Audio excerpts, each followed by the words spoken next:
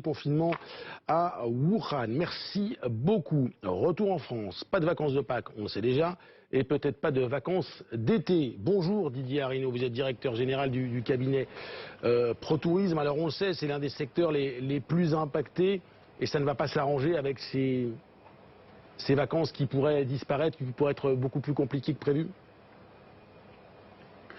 Écoutez, effectivement, déjà, le printemps, on sait que ce mois d'avril, ça sera zéro pour le tourisme hexagonal. Le mois de mai est fortement compromis.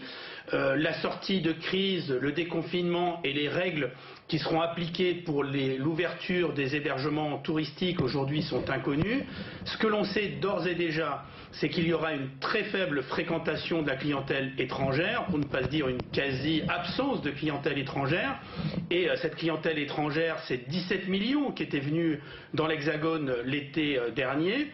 Et puis, les compagnies aériennes prévoient la moitié du trafic uniquement dans 5 mois. Donc ça signifie que ça sera très compliqué pour les clientèles françaises de partir à l'étranger, notamment les 9 millions qui étaient partis l'an passé. Alors cette clientèle française pourra compenser en partie la non-venue des clientèles étrangères, même si c'est 2 fois moins de volume. La seule question réelle que se posent les acteurs du tourisme, c'est à quel moment vont-ils pouvoir ouvrir, dans quelles conditions, quelles seront les règles applicables, car le souci premier des acteurs du tourisme, c'est la santé, c'est la sécurité des vacanciers, et pour cela, ça suppose de l'anticipation et certainement pas un discours confus du gouvernement en la matière, comme on a pu avoir avec le secrétaire d'État au transport qui déconseillait aux Français de réserver leurs vacances, pour ensuite dire que effectivement c'était pour les départs à l'étranger. Donc dans ces conditions, il a raison, ça va être très compliqué pour nos concitoyens de partir à l'étranger. En revanche, il est évident que nous avons besoin d'un tourisme franco-français, d'un tourisme domestique, d'un tourisme de proximité.